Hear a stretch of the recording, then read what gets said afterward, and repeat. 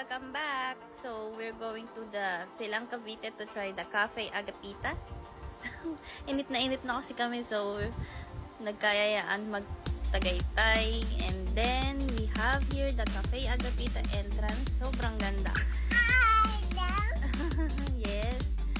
Very Instagrammable. And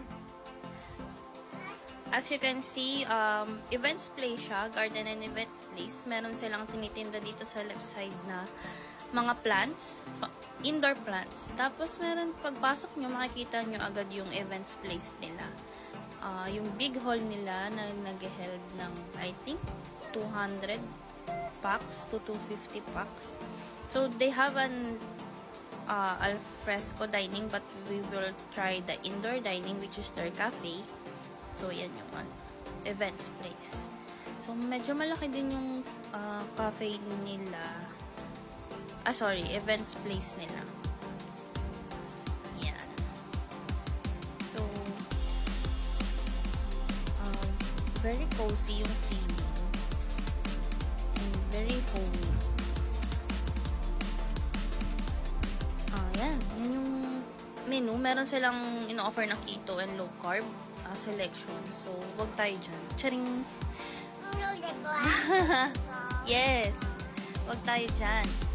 So, ayan daw yung may-ari. So, we're going to try the Heaven and Earth chocolate cake. This is a dark chocolate cake. Sobrang sarap nung top nun. This is the blueberry. Not so sweet. Yes! That is the address pala. And I have tried the coffee mocha, white mocha. Kalasa lang siya nung Starbucks. Daddy is having the watermelon slushy. And this is having the croissant. Yeah. Oh, kalasa nga lang ng Starbucks. Ayan.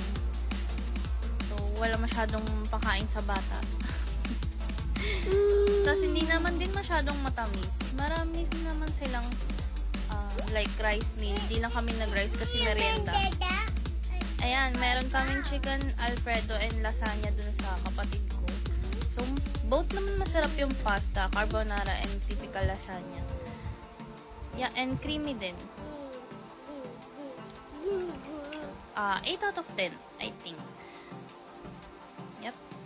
And DC love it! Yay! Sarap, DC.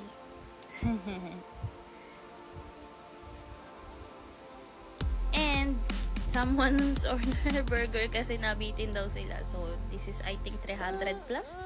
So, masarap daw, sabi ng kapatid. We really enjoy it.